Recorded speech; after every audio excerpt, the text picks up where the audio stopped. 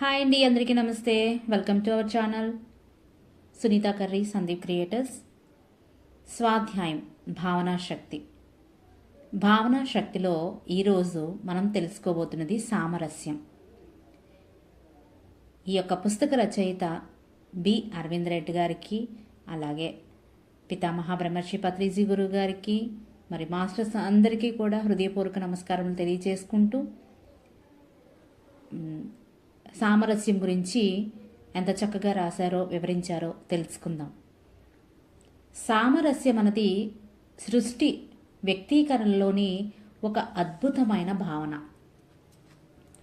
సృష్టిలో అన్ని నక్షత్ర మండలాలు, అన్ని గ్రహాలు, అన్ని జీవరాశులు వాటి ఉనికిలో సామరస్యంలోనే ఉన్నాయి. సామరస్యత, హార్మోని అంటే అన్నిటిలోనూ మరి అంతటిలోనూ ఒక శృతిలో ట్యూన్ ఉండటము. మరి ఈ సామరస్యత భావాన్ని మనం ఎలా కలిగి ఉండాలి? మన హృదయానుగుణంగా మనం ఉంటే మనతో మనకు సామరస్యత, మన కుటుంబంలోని వ్యక్తులందరితో మనం ఒక శృతిలో ఉంటే మన కుటుంబంతో మనకు సామరస్యత, మన సమాజంతో మనం ఒక శృతిలో ఉంటే మన సమాజంతో మనకు సామరస్యత, ఈ భూమండలంతో మనం ఒక శృతిలో ఉంటే ఈ భూమండలంతో మనకు సామరస్యత, ఈ సృష్టితో మరి సృష్టి నియమాలతో మనం ఒక శృతిలో ఉంటే ఈ సృష్టితోనూ మరి సృష్టి నియమాలతో మనకు సామరస్యత. ఈనాడు మనలోను, కుటుంబంలోనూ, సమాజంలో మరి ఈ భూమండలంలోనూ అశాంతికి, అరాచాలకు, పోటీతత్వానికి, మోసాలకు మొదలగు వాటికి అసలు కారణం ఈ సామరస్యత లేకపోవటం. మరి సామరస్యత అంటే ఏమిటో తెలియకపోవటమే. మన జీవితాల్లో సామరస్యత రావాలనంటే మనకు అందరిలోనూ, అన్నిటిలోనూ మరి అంతటిలోనూ సామరస్యత రావాలి. సమానత్వము కూడా ఈ సామరస్యంలోనే నిజీకృతమై ఉన్నది. ఒక రకంగా చెప్పాలంటే సామరస్యత మరి సమానత్వము ఒకటే. ఈ రెండు ఒకే అంశానికి వివిధ రూపాలు మాత్రమే. మనము సమాజంలో ఎల్లప్పుడూ సమానత్వం కోసం వెతుకుతూ ఉంటాం, మరి తప్పిస్తూ ఉంటాం. అంతటా అసమానత్వాన్ని మరి అన్యాయాన్ని చూస్తూ ఉంటాం. అవి పైకి కనిపించేవి అసమానతలు మరి అన్యాయాలు కావు సుమా. ఎందుకంటే అసమానతలు మరి అన్యాయాలు ఈ సృష్టిలో వ్యవస్థితము కాజాలవు. మనము ఆ దృక్పథాల్లోంచి చూస్తున్నాము అంతే. ఉదాహరణ గమనించండి, మీకే విషయం అర్థమవుతుంది. ఒక వ్యక్తికి ఆకలి వేస్తున్నది, రెండో వ్యక్తికి దాహం వేస్తున్నది, మూడో వ్యక్తికి ఆడుకోవాలని ఉన్నది. అందరికీ అన్నం పెట్టడము సమానత్వమా? అందరికీ నీళ్లు ఇవ్వడము సమానత్వమా? అందరికీ ఆడుకోవడానికి బ్యాట్ ఇవ్వడం సమానత్వమా? ఆలోచించండి. ఇక్కడ సమానత్వము అంటే ఆకలి వేసిన వాడికి అన్నం పెట్టడము, దప్పిక వేసిన వాడికి నీళ్లు ఇవ్వడము, ఆడుకోవాలని కోరిక ఉన్నవాడికి బ్యాట్ ఇవ్వడమే సమానత్వము. కావున ఎవరికి ఏది అవసరమో ఆ సమయంలో, ఆ స్థితిలో వారికి అందటమే సమానత్వము లేక సామరస్యత. కానీ మనం సమాజంలో అందరికీ కోట్లు డబ్బులుండటమే సమానత్వం అని ఆలోచిస్తాం. సమాజంలో కనిపించే అసమానతల్ని చూసి దేవుడు లేక దైవత్వం అన్యాయం చేస్తున్నది అని వాపోతాం కూడా. నిజానికి అందరికీ ఏది అవసరమో ఆ సమయంలో, ఆ స్థితిలో అందుతూనే ఉంది. సృష్టి యొక్క వ్యక్తీకరణలో అంతటా సమానత్వమే, సామరస్యమే ఉన్నది. మనకు ఈ విషయాన్ని ఆకలింపు చేసుకునే సామర్థ్యము, దృష్టి లోపించింది అంతే తేడా.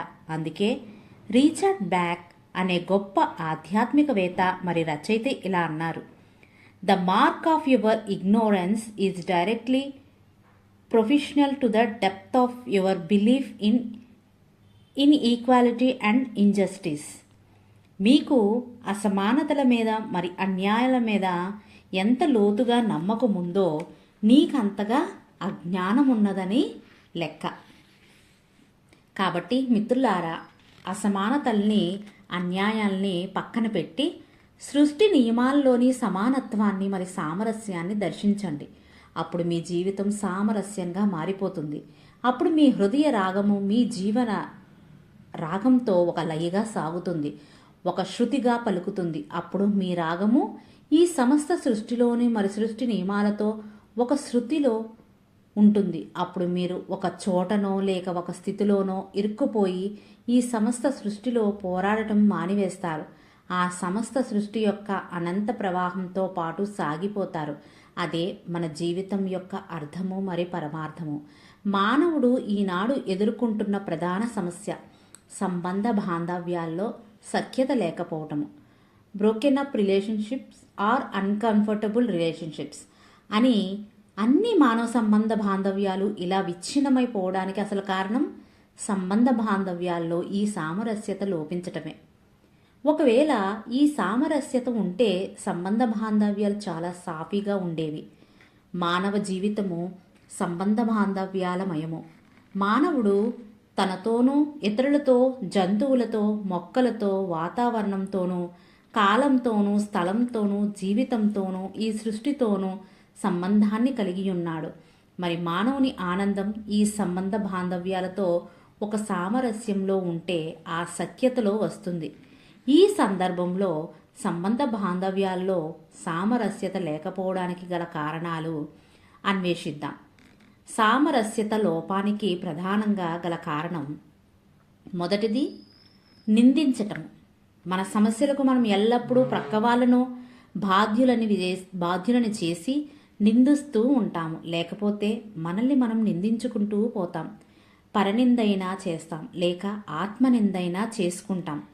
నిందించుకోవటం మూలాన లేక నిందించటం మూలాన మార్పు అసంభవం. పైగా మనం శక్తిహీనులమైపోతాము. నిందించటం మాని పరిస్థితిని అర్థం చేసుకుంటే కరుణ ఉద్భవిస్తుంది. మరి మన అవగాహన పెరుగుతుంది, మన సంబంధాలు చక్కబడతాయి. రెండవది మారడానికి నిరాకరించటము, నాట్ విల్లింగ్ టు చేంజ్. మనం మారటానికి అంగీకరించకపోవటం, ఇతరులే మారాలి అని మంకు పట్టుదలతో ఉండటం, ఇదొక రకంగా అహం భావమే అవుతుంది. మీరు ఇతరులే మీకు అనుగుణంగా మారాలి అంటే వారు కూడా మీ నుంచి వారికి అనుగుణంగా మార్పును ఆశిస్తారు. మరి రెండూ అసాధ్యమే, దొందే అనే పరిస్థితి ఏర్పడుతుంది. ఇతరులని మార్చాలని ప్రయత్నించడం మానండి, అది ఎప్పటికీ అసాధ్యమే. మీ చేతుల్లో ఇతరులు లేరు, మీ చేతుల్లో ఉండేది కేవలం మీరు మాత్రమే. కావున ఇతరులను మార్చే, కుటుంబాల్లోని వ్యక్తుల్ని మార్చే, సమాజంలోని వ్యక్తుల్ని మార్చే, లోకాన్ని మార్చే ప్రయత్నాలను మాని మొదట మిమ్మల్ని మీరు మార్చుకోండి. ఎందుకంటే మన బహిర్గత జీవితం మన అంతరంగిక జీవితానికి ప్రతిబింబము. మన జీవితాల్లో తారసపడే ప్రతి వ్యక్తి, ప్రతి వస్తువు, ప్రతి అనుభవము, ప్రతి సంఘటన మన అంతరంగంలోని ఆలోచన విధానాలకు, నమ్మకాలకు ప్రతిబింబాలు. మనలోని ఆలోచన విధానాలను, నమ్మకాలను మనం అన్వేషించి మనం మొదట మారితే బయట మార్పు అప్రయత్నంగానే జరిగిపోతుంది. కావుననే బహిరంగంలో మీకు ఆశించిన మార్పు రావాలంటే మొదట మీరు మీ అంతరంగిక జీవితాన్ని మార్చుకోవాలని శ్రీ కల్కి భగవాన్ చెప్తారు. మానవ జీవితంలో రెండు భాగాలుంటాయి. ఒకటి బహిరంగ జీవితం, రెండవది అంతర్గత జీవితం. సాధారణంగా మానవులు బహిరంగ జీవితం గురించే ఆలోచిస్తూ ఉంటారు. మరి వారి బహిర్గత జీవితాలకు, అందులోని సమస్యలకు వారి బహిర్గత జీవితంలోనే కారణాలని వెతుకుతారు. వెతికి వేసారిపోతారు. సమస్యకి పరిష్కారం దొరకదు. వారికి అంతర్గత ప్రపంచం ఒకటి ఉన్నది అన్న స్పృహే ఉండదు. నిజానికి మన బహిర్గత జీవితానికి మూలమే అంతర్గత జీవితం. మన బహిర్జీవిత ప్రభావము అయితే మన అంతర్గత జీవితము కారణము. అంటే ఒకటి ఎఫెక్ట్ అయితే దానికి కారణము అంతర్గత జీవితము. అంతర్గత జీవితము కారణమైతే బహిర్జీవితము కార్యము. కారణము లేనిదే ఏ కార్యము ఉండదు. Without cause there is no effect. అదే కారణ సంబంధం, కాజ్ అండ్ ఎఫెక్ట్స్ రిలేషన్షిప్. అంతర్గత జీవితం ఎలా ఉంటుందో మన బహిర్గత జీవితం అలాగే ఉంటుంది. As is with in, so is without. మన అంతర్గత జీవితం అంటే మన ఆలోచనలు, థాట్స్, నమ్మకాలు, మరి ఊహలు, ఇవే బహిర్జీవితాల్లో మన వాక్కులు, చేష్టలుగా మారుతున్నాయి. వీటిల్లోంచే మనలో భావన జనిస్తుంది. మరి యద్భావం తద్భవతి, as you feel so is your experience. కావుననే మన ఆలోచన విధానాలు, మన నమ్మకాలు, పదే పదే మనం చేసిన ఆలోచనలే మన నమ్మకాలు, ఊహలు. కొన్ని ఆలోచనచే మనం రూపొందించే ఒక సన్నివేశమే కదా ఒక ఊహ, చాలా ముఖ్యమైనవి. అలాగే అంటే ఊహలు చాలా ముఖ్యమైనవి అని. అలాగే మన వాక్కులు మరి చేష్టలు బహిర్జీవితంలోనికి వస్తున్నాయి. మరి సృష్టి ఎల్లప్పుడూ తదాస్తు అంటున్నది. కావున మన ఆలోచనలు, నమ్మకాలు, ఊహలు, మాటలు, చేష్టలు ఎలా ఉంటాయో మన జీవితాలు అలాగే ఉంటున్నాయి. కావుననే అందరూ ఆధ్యాత్మికవేత్తలు ముక్త కంఠంతో మీ వాస్తవాలకి మీరే సృష్టికర్తలు అంటున్నారు. ఈ విషయానికి సంబంధించిన కొందరు మహానుభావుల వాక్యాలను ప్రస్తావించుకుందాం. యద్భావం తద్భవతి, as is your feeling so is your experience అని శ్రీకృష్ణ పరమాత్మ చెప్పారు. నీ వాస్తవానికి నీవే సృష్టికర్తవు. You create your own reality. Seth master తెలియచేశారు. మీ జీవితాన్ని మీరు స్వస్థతపరుచుకోగలరు.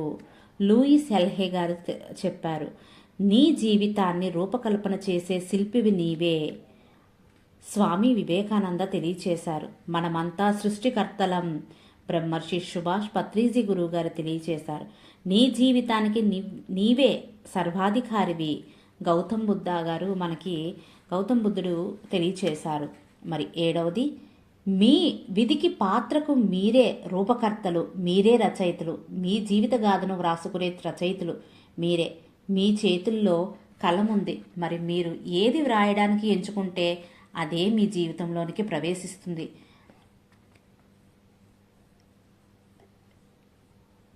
ఇది లీసా నికోలస్ ఇలా ఎందరో మన వాస్తవాలకు మనమే బాధ్యులమని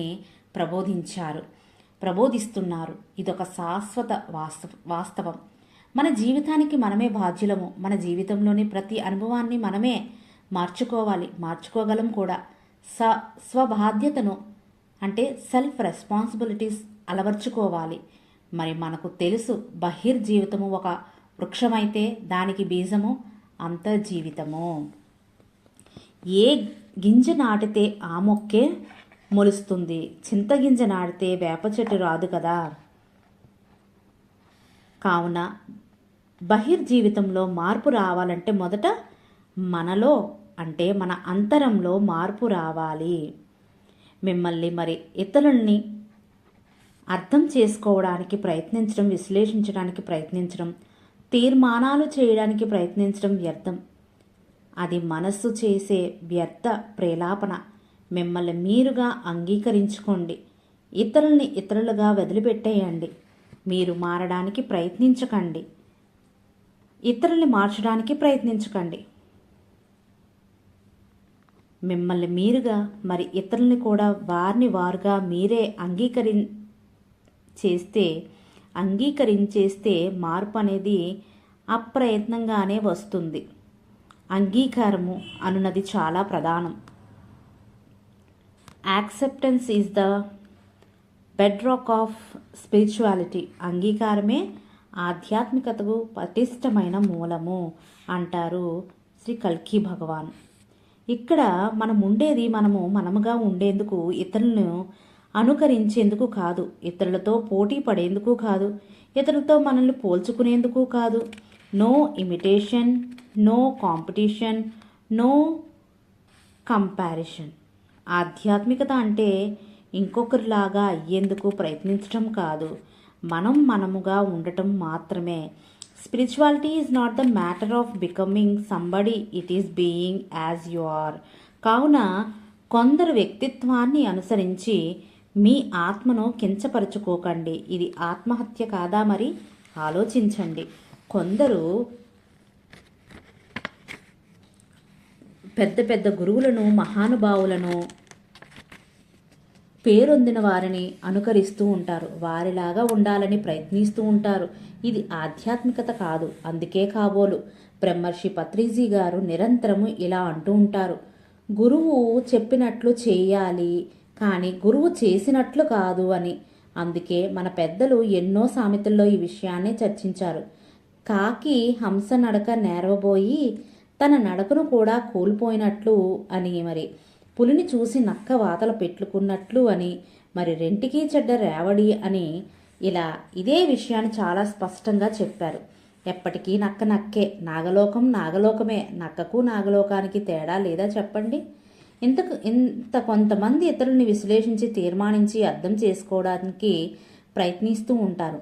అది వ్యర్థ ప్రయాసే. ఎందుకంటే నువ్విక్కడ నీ అర్థం చేసుకోవాల్సిన పని లేదు. ఎందుకంటే ఇక్కడ ఎవరూ లేరు అన్నారు శ్రీ కల్కి భగవాన్.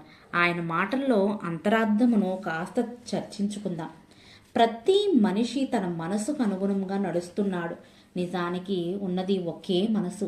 అది చాలా సనాతనమైనది. మానవ మనుగడ మొదలైన నాటి నుండి ప్రతి వ్యక్తి వదిలిన ప్రతి ఆలోచన ఈ భూమండలం చుట్టూ ఆవరించి ఉన్న ఆలోచన వరణంలో ఉంది. అదే ఉన్న ఏకైక మనసు. మరి మన మనసుల్లో మెదిలే ఆలోచనల సంగతి ఏంటి అంటే, ఆ ఆలోచన వరణంలోంచి ఆలోచనలు మన ద్వారా ప్రయాణిస్తున్నాయి. అంత మాత్రాన ఆ ఆలోచనలు మనవి కావు. మనము ఆ మనసు కాదు. మన శారీరక ఆరోగ్య శక్తి స్థాయిని బట్టి, మానసిక శక్తి స్థాయిని బట్టి, మనల్ని అంటే మనమున్న స్థలాన్ని బట్టి, కాలాన్ని బట్టి మనలోనికి ఆలోచనలు ప్రవేశిస్తూ ఉంటాయి. ఇంకా ఆకర్షణ సిద్ధాంతం, ద లా ఆఫ్ అట్రాక్షన్ బట్టి మనం ఆ క్షణంలో ఏ ఆలోచనలతో భావాలతో ఉంటామో అలాంటి ఆలోచనలే, మరి అలాంటి భావాలే ఇంకా ఎక్కువగా మన వైపుకు ఆకర్షించబడతాయి. కావున్నే మన భావనా పరిస్థితిని బట్టి ఆ భావననే ఇంకా ఎక్కువగా కలిగించే వ్యక్తులే, పరిస్థితులు, సంఘటనలు, అనుభవాలే తటిస్తాయి. అవి మనకు అనుకూలమైన భావాలైనా సరే, లేక అనుకూల భావనలైనా సరే. కావున ప్రతి మనిషి తనలోనికి వస్తున్న ఆలోచనలే తన మనసులోని మనసులోనే అనుమతించి వేసి ఇతరులతో విభేదించి ఈ విషయాన్ని అర్థం చేసుకోలేక తన సంబంధ బాంధవ్యాల్లో చిచ్చు రేపుకుంటున్నాడు. మరి ప్రశాంతమైన, ప్రేమయుతమైన, సామరస్యపూరితమైన జీవితాన్ని చిన్నాభిన్నం చేసుకుని జీవితంలో అందరి మధ్య ఒంటరిగా జీవిస్తున్నాడు. అందుకే కాబోలు ఒక సినీ కవి జగమంత కుటుంబం నాది, ఏకాకి జీవితం నాది అన్నారు. ఇంకొంతమంది తమని ఇతరులతో పోల్చుకుంటుంటారు, మరి పోటీ పడుతుంటారు. ఎన్నోసార్లు మన పట్ల మనం తప్పుగా భావించేవే నిజానికి మన యొక్క అసలైన వ్యక్తిత్వం యొక్క వ్యక్తీకరణలై ఉంటాయి. ఆ వ్యక్తీకరణే మన యొక్క విలక్షణత, మరి మన యొక్క అనన్యత. సృష్టి ఎన్నటికీ ఉన్న వాటిని పునఃసృష్టి చేయదు. మనమందరం ఎవరికి వారే విలక్షణమైన వారము. మన ఉనికి ఉద్దేశమే విలక్షణత. ఈ విషయాన్ని అవగతం చేసుకుంటే మరి ఎవరి మధ్య పోటీ కానీ పోలికలు కానీ ఉండవు. ఈ భూమండలానికి మనము పయనమై వచ్చింది మనమెవరమో, మనమేమిటో, మన జీవన క్షేత్రంలో మనల్ని మనం సంపూర్ణంగా అవి వ్యక్తపరచడానికే. ఈ భూమండలం యొక్క ఇదొక అద్భుతమైన పాఠశాల. ఈ జీవితం ఒక నేర్పించే పాఠము. ఈ పాఠశాలలో మన జీవితమే ఒక పాఠము. జీవితం ఒక నేర్చుకునే ప్రక్రియ. Life is a process of learning అన్నారు శ్రీ కల్కి భగవాన్. మనమందరం వివిధ శక్తి స్థాయిల్లో, అవగాహన స్థాయిలో, చైతన్య స్థాయిల్లో ఉంటాము. ఒకరి నుంచి ఒకరితో ఒకరు కలిసిమెలిసి నేర్చుకోవడానికే మనం ఈ భూతలంలో ఉన్నాము. ఈ విషయాలన్నీ మనకి ఎరుకలోనికి తెచ్చుకుంటే చిన్న చిన్న మనస్పర్ధలు, కక్షలు, కార్పణ్యాలు, పగ, ప్రతీకారాలు ఉండవు. మనమంతా మన మధ్య చక్కటి సామరస్యమైన సంబంధ బాంధవ్యాలతో ఉంటాము. ఇంకా మనం తెలుసుకోవాల్సిన అద్భుతమైన విషయం ఏమిటంటే, ఈ భూమి మీద 3 రకాల జీవజాలాలున్నాయి. ఖనిజ సామ్రాజ్యం, వృక్ష సామ్రాజ్యం, జంతు సామ్రాజ్యము. అంటే mineral kingdom, plant, animal kingdom. పై అన్ని జాతులకి చైతన్యము ఉంటుంది. ఈ విషయము ఖురాన్లో చక్కగా చెప్పబడినది. నేను మొదట్లో రాళ్ళు రప్పలుగా జన్మించాను, మొక్కగా ఎదిగాను, జంతు సామ్రాజ్యంలోకి ప్రవేశించాను, తర్వాత మానవుడిగా ఎదిగాను అని ఖురాన్లో వ్రాయబడినది. ఇక్కడ నేను అంటే దైవత్వం యొక్క అంశమైన చైతన్యము, పదార్థము అని అర్థము. మానవుడు కూడా జంతు సామ్రాజ్యంలో భాగమే. మనిషికున్న ప్రత్యేకత ఏమిటంటే అతనికి వ్యక్తిగత ఆత్మ ఉంటుంది, అంతే తేడా. ఈ విషయాలన్నీ తెలిస్తే మనిషి తక్కిన పదార్థాలతో, మొక్కలతో, మరి జంతువులతో చక్కని సామరస్యంతో జీవిస్తాడు. వాటిని హింసించడు, మరి నాశనం చేయడు. మానవులు పూర్వకాలం గురించిన కొన్ని కథల్లో అన్ని పదార్థాలతో, మొక్కలతో, జంతువులతో సంభాషిస్తూ వాటితో కలిసిమెలిసి ఎంతో సామరస్యంతో జీవించారన్న విషయాలు చెప్పబడ్డాయి. మరి అది సత్యం కూడా. మరి ఈనాడు అవగాహన లోపం వల్లే, అజ్ఞానం వల్లే మానవుడు తనకన్నా నిమ్న జాతుల్ని రక్షించాల్సింది పోయి భక్షిస్తున్నాడు. ఇంతకన్నా అరాచకం ఉంటుందా? మరి ఇలాగా మానవుడు ప్రవర్తిస్తే, ఇలాంటి ప్రవర్తనలన్నీ తాను ప్రకృతిలోనికి పంపితే తిరిగి అరాచకము, హింస తన జీవితంలోని మరి తన జాతికి తెచ్చుకోడా ఇదొక ప్రకృతి నియమం. నువ్వేమిస్తావో అదే తిరిగి నీవు ఎన్నో రెట్లు పొందుతావు. What you give out you get back multiplied. దీన్నే దానము లేక ద లా ఆఫ్ గివింగ్ అంటారు.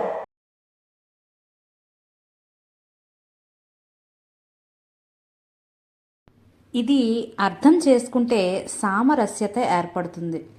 మానవుడు ఈనాడు తనలో తాను సంఘర్షణతో గడుపుతున్నాడు.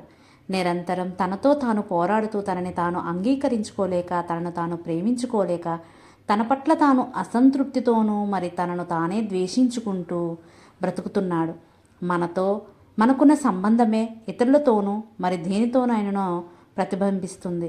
మన జీవితంలో తారసపడిన ప్రతి వ్యక్తి, ప్రతి అనుభవం మన అంతరంగంలోని ఒకానొక అంశానికి ప్రతిబింబాలే. కావున మానవుడు మొదట సరిదిద్దుకోవాల్సిన బంధము తనతో తనకున్న బంధము, తన సొంత ఆత్మతో తనకు సంబంధము. తర్వాత తక్కిన బంధాలన్నీ అవే సర్దుకుపోతాయి. తర్వాత మానవుడు సరిదిద్దుకోవాల్సిన బంధము దైవత్వంతో తనకున్న బంధము. ఈనాటి మానవుడి దైవత్వానికి అసలు కారణం తనలోని దైవత్వాన్ని మరిచిపోవటం, మరి సర్వాంతర్యామి అయిన ఆ పరమాత్ముణ్ణి మరిచిపోవటము, దైవానుగ్రహాన్ని స్వీకరించకపోవటము, దైవానుగ్రహంను తన స్వంత జీవితాల్లోకి అనుమతించకపోవటము. దీన్నే లా ఆఫ్ అలౌవింగ్ అంటారు. ద టీచింగ్స్ ఆఫ్ అహం బ్రహ్మం. వారు ఇక్కడ బైబిల్లోని ఒక కథను ప్రస్తావించుకుందాం. ఒక తండ్రికి ఒక కుమారుడు ఉంటాడు. ఆ కుమారుడు ఆ తండ్రి యొక్క ప్రేమపూరితమైన నియమాలను అపార్థం చేసుకొని ఇంట్లోంచి వెళ్ళిపోతాడు. ఇక ఆ ఇంట్లోంచి వెళ్ళిపోయిన తర్వాత భుక్తి కోసం రకరకాల పనులు చేయనారంభిస్తాడు. తన జీవితంలో తేడా గమనిస్తాడు. ముందైతే తన ఇంటికి తానే రాకుమారుడు. మహా అంటే తండ్రి పెట్టే కొన్ని నియమాలను పాటించాలంతే. ఇప్పుడైతే అలా లేదు. జీవితం చాలా కష్టంగా ఉంది. ఎంత పని చేసినా కొన్నిసార్లు అన్నం పెట్టరు, పైగా తిడతారు. ఎలా ఇంటికి వెళ్ళిపోవాలని తీవ్రంగా అనిపిస్తుంది. తట్టుకోలేకపోతుంటాడు. కానీ ఆ నియమాలను నేనేమిటి అనుసరించేది, అయినా ఒక్కసారి వచ్చేశాను, ఇక తిరిగి వెళ్ళను అన్న నిశ్చయంతో ఎన్ని కష్టాలనైనా భరిస్తూ ఉంటాడు. ఇటువైపు తండ్రి తన కుమారుడు కోసం ప్రేమతో పరితపిస్తుంటాడు. తానెక్కడికి వెళ్ళాడో, ఎలా ఉన్నాడో, సరిగా భోంచేస్తున్నాడో లేదో అని ఆ కుమారుడికి రాక కోసం ఎదురు చూస్తూ ఉంటాడు. అయినా కొడుకు జాడలేదు. ప్రతి క్షణము తన కుమారుడి రాక కోసం తన తండ్రి ప్రేమతో ఎదురు చూస్తూ ఉంటాడు. ఇక్కడ కొడుకుకు ఇంటికి వెళ్ళాలన్న తపన అధికమవుతుంది. అయినా ఇంటికెళ్తే తన తండ్రి తనను అంగీకరిస్తాడో లేదో అని కూడా భావిస్తూ ఉంటాడు. ఇలాగే విచిత్రంగా ఆలోచిస్తూ ఇంటికి మాత్రం వెళ్ళడు. ఎంతో కష్టతరమైన జీవితాన్ని వెళ్ళబుచ్చుతుంటాడు. ఒకనాడు తన యజమాని తనకు అన్నం పెట్టడు.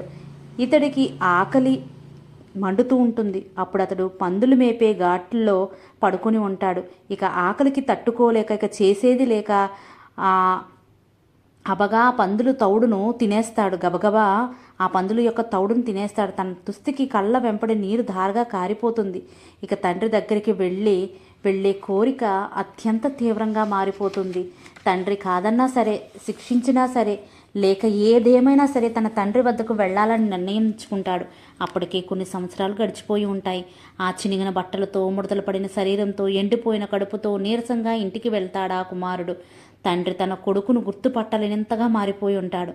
తండ్రి కన్న కొడుకు యొక్క వయసు ఎక్కువగా అనిపించేంతగా ఉంటుంది. ఆ కొడుకును తన తండ్రి కళ్ళల్లోకి చూడలేక తల వంచుకొని నిలబడతాడు. తండ్రి అమాంతంగా కౌలించుకొని ముద్దాడి ప్రేమతో ఆహ్వానిస్తాడు. ఇది బైబిల్లోని కథ. ఇందులోని తండ్రి భగవంతుడు, మరి ఆ కుమారుడు లాంటి వారమే మనమంతా.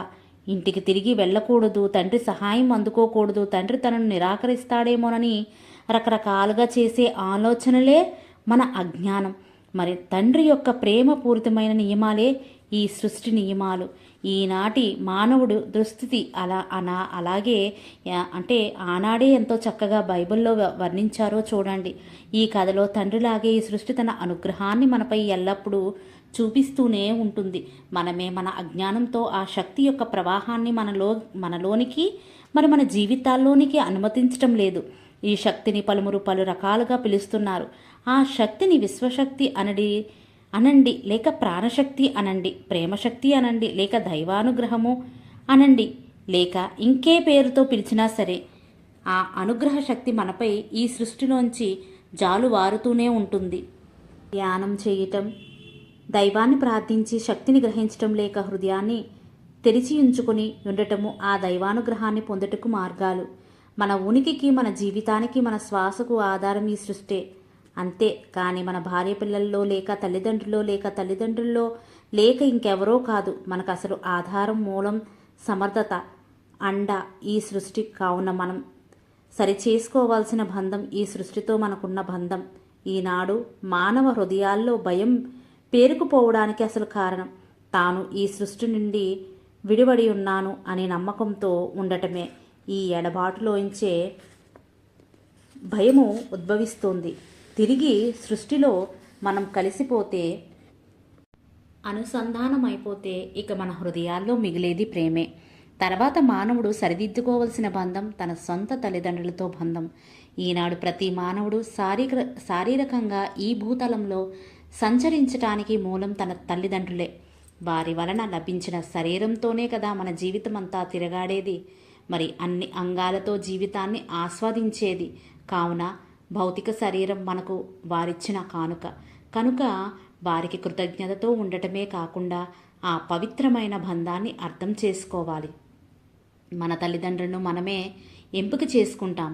మన భావాత్మకమైన స్థితికి సరిపోయే సరి అయిన జోడీనే మనం తల్లిదండ్రులుగా ఎన్నుకుంటాము. మనం ఆ జన్మలో నేర్చుకోబోయే పాఠం లేక పాఠాలకు వారే కరెక్టు. ఇది అర్థం చేసుకుంటే మనం వారి చేతిలో బలైపోయామనో, లేక ఏంటి వీరితో ఈ నస అనో, లేక వారిని ద్వేషభావంతో చూడటమో లాంటివి చేయము.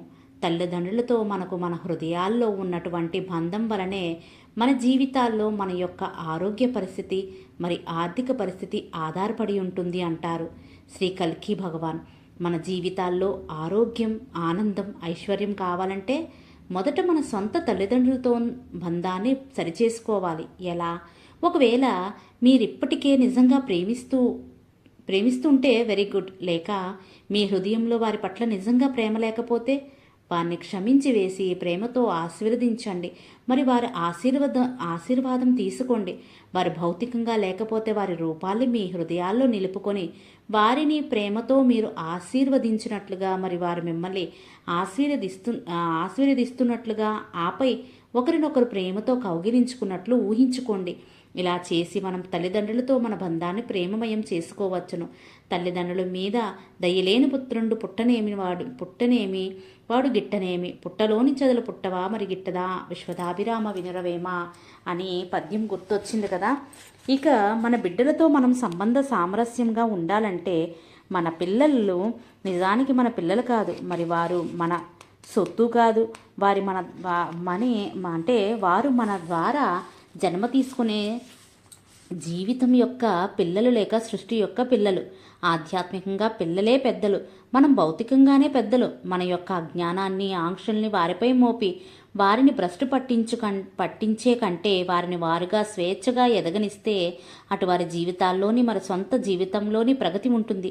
వారి శక్తి, అవగాహన, ఎరుక స్థాయిలు వేరే, మన శక్తి, అవగాహన, ఎరుక స్థాయిలు వేరే. ఇది అర్థం చేసుకొని మనం మనంగా ఉండిపోయి వారిని వారుగా ఎదగనిస్తే బిడ్డలతో మన సంబంధం బాగుంటుంది. మన సంబంధం ఎందుకు మన పెద్దలతో బాగోలేదో అర్థం చేసుకుంటే మన పిల్లలతో మన సంబంధాలని చక్కదిద్దుకుంటాము.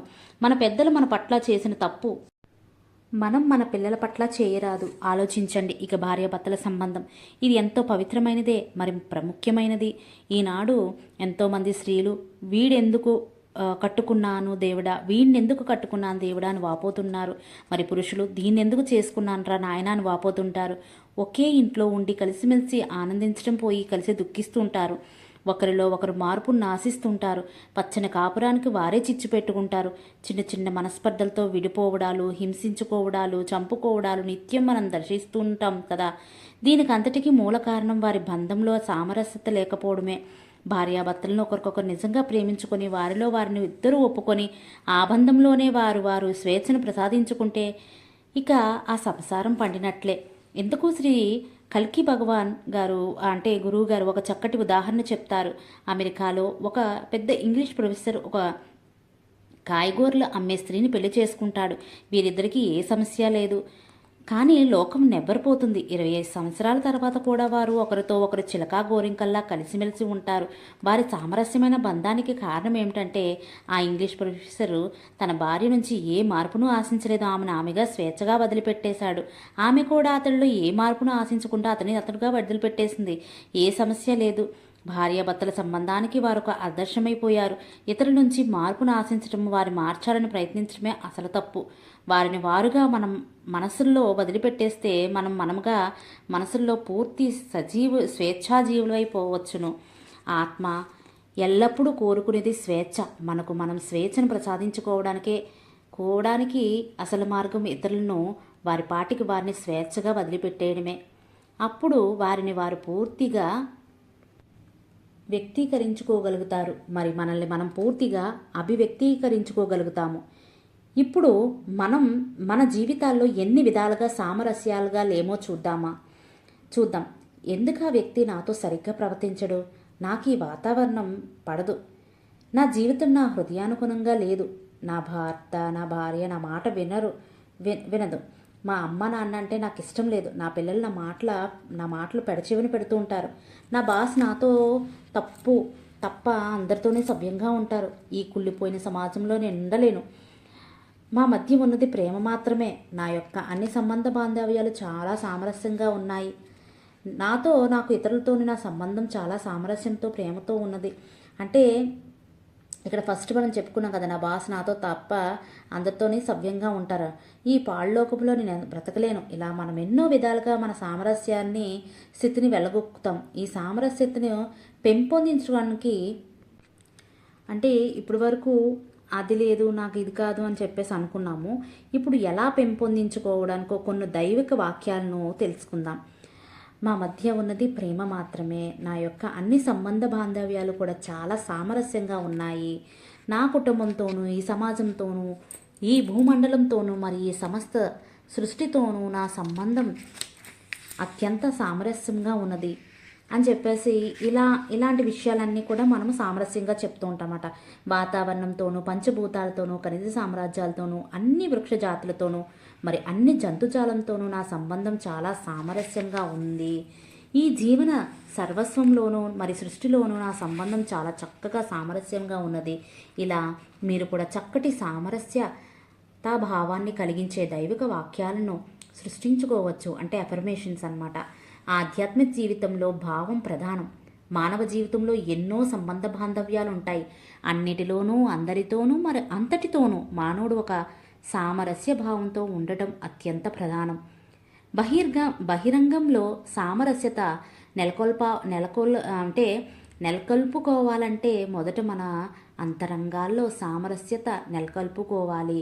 అంటే దీన్నే యద్భావం తద్భవతి అంటే బయట నెలకొల్పాలంటే ముందు మన అంతరంగంలో మనము సామరస్యతను నెలకొల్పుకోవాలి. సో ఫ్రెండ్స్, ఇది ఫ్రెండ్స్ మరి సామరస్యత, హార్మోని ఒక చక్కటి ఒకే దీని మీద ఒక లయబద్ధంగా వెళ్ళడం అని చెప్పేసి విన్నారు కదా. చాలా అద్భుతంగా మరి చెప్పారు హార్మోని, సామరస్యత.